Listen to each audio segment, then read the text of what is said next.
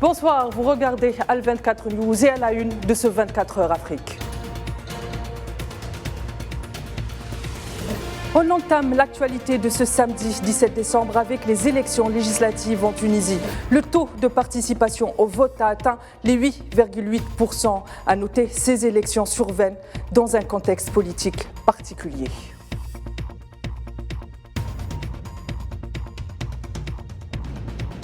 À l'ONU, l'Algérie dénonce la marginalisation des pays du Sud au sein des institutions économiques internationales. Fidèle à ses positions, Alger, par la voix de son représentant permanent aux Nations Unies, plaide pour une meilleure intégration des pays en voie de développement.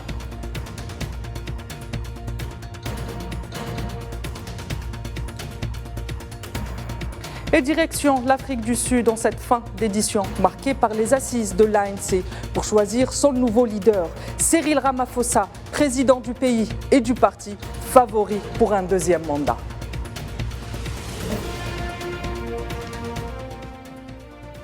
D'abord, cet événement politique en Tunisie, où plus de 11 000 bureaux de vote ont ouvert leurs portes depuis ce matin à travers tout le pays pour accueillir les électeurs tunisiens venus élire le nouveau Parlement qui sera composé de 161 députés. Le taux de participation reste moyen. Le président de l'autorité électorale, ici Farouk Bouaskar, a annoncé une participation de 8,8% des inscrits. Ce taux a été communiqué aux alentours de 19h50. Farouk Bouaskar affirme que ce taux est dû au changement des lois électorales ainsi qu'à l'absence de la corruption durant cette campagne.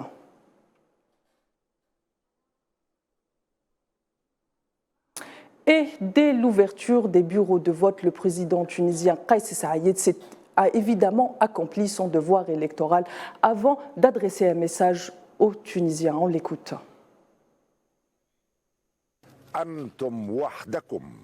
Vous seul, vos choix et votre conscience des défis, êtes capable d'aller de l'avant pour écrire une nouvelle histoire pour notre pays. Que ceux qui sont élus aujourd'hui ou lors de la prochaine session s'il y a lieu, se souviennent qu'ils resteront sous la surveillance de leurs électeurs.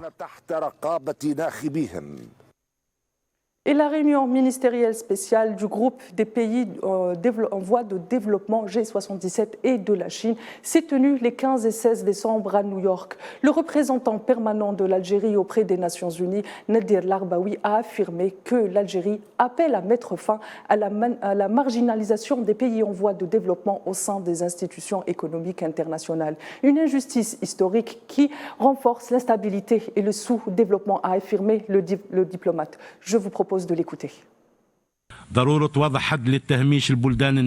Il est nécessaire de mettre un terme à la marginalisation des pays en développement dans les institutions internationales de gouvernance économique, car cela contribue à l'instabilité, avec l'appel à la mise en place d'un nouvel ordre économique mondial bâti sur l'équité, l'intérêt commun et la coopération multilatérale, en plus de la réforme du système financier mondial sur des bases transparentes et efficaces, capables de faire face au développement durable, à la croissance économique et aux crises et défis.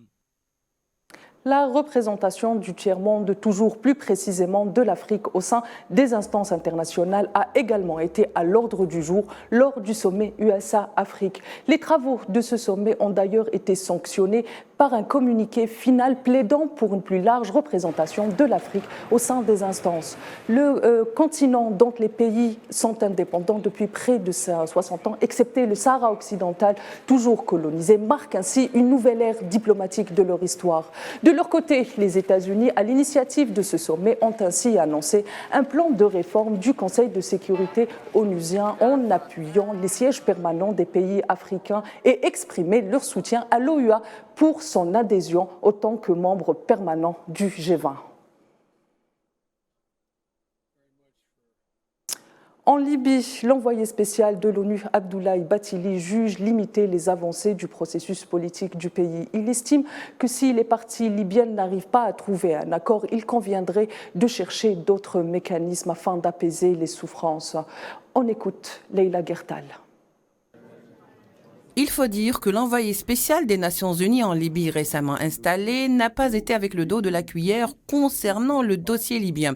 Il a déclaré que des mécanismes alternatifs pourraient être pris si les parties rivales ne trouvent pas de solution à la crise secouant le pays. Depuis la chute et l'assassinat du président Muammar Kadhafi en 2011, la Libye n'a pas connu de répit et très peu de moments de paix. Le pays ayant sombré dans la violence la plus totale, scindant ainsi d'abord le pays en 2, voire même en 3 régions, et plusieurs groupes armés ont vu le jour. Aussi, et après plusieurs tentatives de remettre le pays sur les rails de la constitutionnalité, celles-ci furent vaines, sans parler bien sûr de l'initiative de 2021 où des élections étaient prévues mais qui n'ont finalement jamais eu lieu. Les divisions politiques se sont depuis intensifiées, sans conflit majeur certes, mais cette situation de tiraillement entre le gouvernement et le Parlement de Tobruk plonge le pays dans un abîme sans fond. Le désaccord entre les deux hommes d'Ira Bathily ne peut plus servir de justification pour tenir un pays entier en otage. Nous devons demander des comptes aux personnes et organismes qui empêchent ou font obstacle à l'organisation d'élections et sanctionner les dérapages d'avant et d'après les élections. Il annonce de ce fait que des mécanismes, comme je le disais, alternatifs seront pris pour atténuer les souffrances causées par les arrangements politiques intérimaires obsolète. Dans son rapport au Conseil de sécurité, Abdoulaye Bathily a détaillé l'impasse attribuant le conflit aux deux organes. Bathily a été ferme dans le verbe et dans le temps, laissant ainsi présager probablement d'un changement à l'horizon. Et les tensions diplomatiques marquent toujours les relations entre le Burkina Faso et le Ghana. Le Burkina Faso a rappelé son ambassadeur au Ghana pour consultation. Le torchon brûle entre le Burkina Faso et son pays voisin depuis mardi en raison des propos du président ghanéen à Washington. Nana Akufo-Addo a affirmé la présence du groupe russe paramilitaire Wagner au Burkina Faso. Et au Mali, un attentat à Timbuktu, au nord du pays, a coûté la vie à 2 membres de la mission des Nations Unies, MINUSMA. Il s'agit d'un homme et d'une femme.